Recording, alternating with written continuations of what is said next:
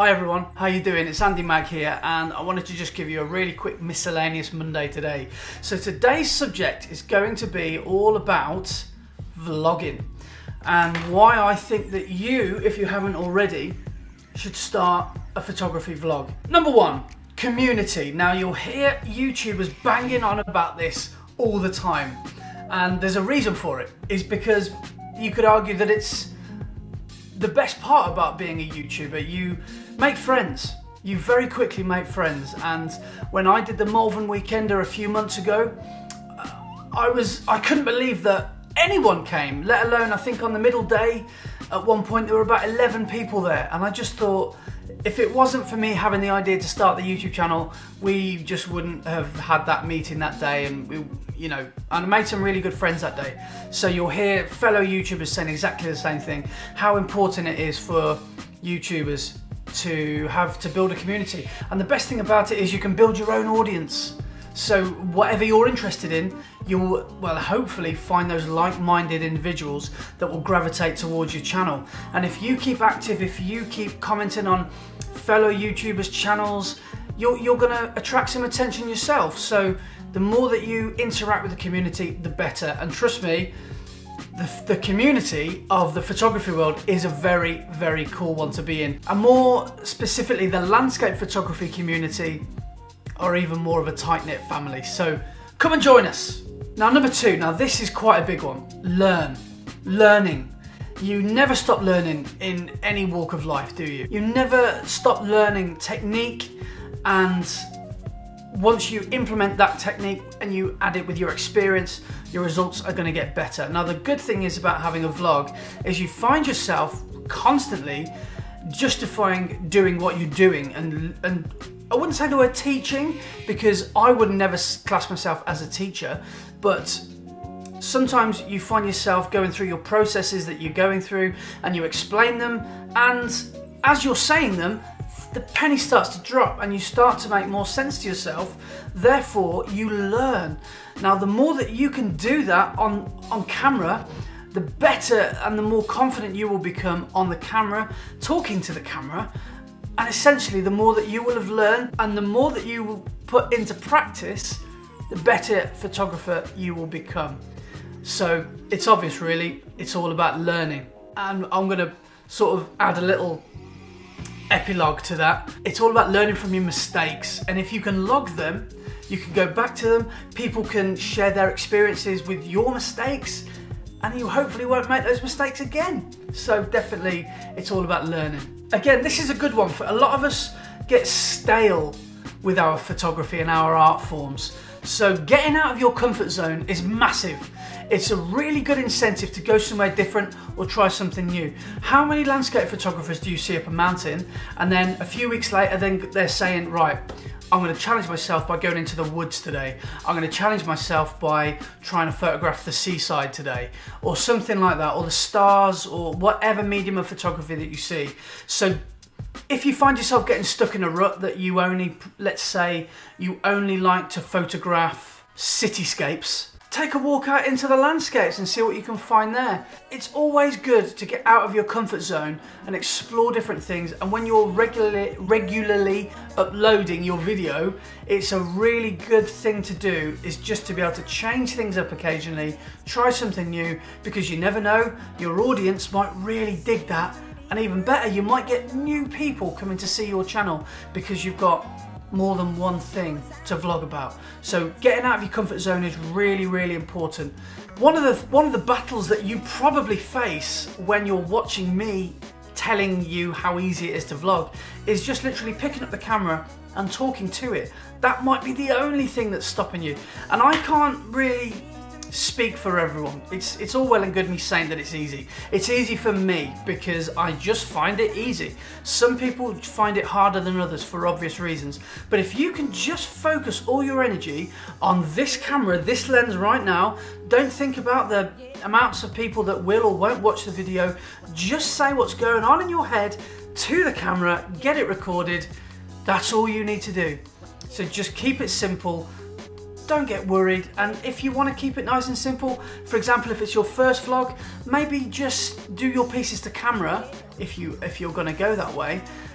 somewhere very quiet, your own house, your own car or something like that, so you're out of the public eye, and maybe when you do your filming bits, you don't have to talk. Take a risk, and the risk will pay off. This is an obvious bit for vlogging, but maybe you don't realise how much this happens. You improve, and what's another great thing about YouTube and vlogging is that you can log that journey. You can see what sort of photographer you were years ago, months ago, weeks ago, and how quickly that changes through your videos, through the quality of your videos. You might upgrade to better cameras eventually, blah, blah, blah. You might learn new techniques, you might meet new people that make you think differently. So definitely improving is going to happen. I don't know anyone that's really started a YouTube video and got worse at what they do because of vlogging. Vlogging definitely is a really, really solid way for you to improve your photography, and also introducing some videography skills which you might not have even either thought that you were interested in or thought that you were very good at. So I would say you improve drastically, unless you don't, which is quite awkward. Another thing that I wanted to mention is you expand your searchability. Now it's 2018, we all know how important the internet is, the tinterweb. Having a platform such as YouTube is such a great, it puts you in such a unique position, because what you have the ability, or maybe the advantage over other people is that you can explain what you're doing. And also, maybe even more important than that, is people will buy into your personality. They'll start to really root for you, and you'll feel like, yeah, do you know what, I can go here today because I think my audience will really love it if I went to just plucking something out of the sky, the Isle of Skye, there we go, plucking something out of the sky. Having that platform such as YouTube will really enhance your presence. Get on the big four: YouTube, Facebook, Instagram, Twitter. You use those big four to your advantage and you'll be laughing. Try and cover those 4 bases. I don't really think there are many platforms bigger than that. You could argue Flickr, 500px, but in this day and age, they're a bit dead compared to the other big 4. So concentrate all your effort into those big 4. But this is maybe the most enriching part of vlogging, is the inspiration. The feeling that you get when you have a comment that just warms your heart because somebody has said, your video or your vlog literally made me get out of bed on the dead of night in the middle of winter to go and photograph a tree. It's a brilliant feeling. Just believe you me, it's fantastic.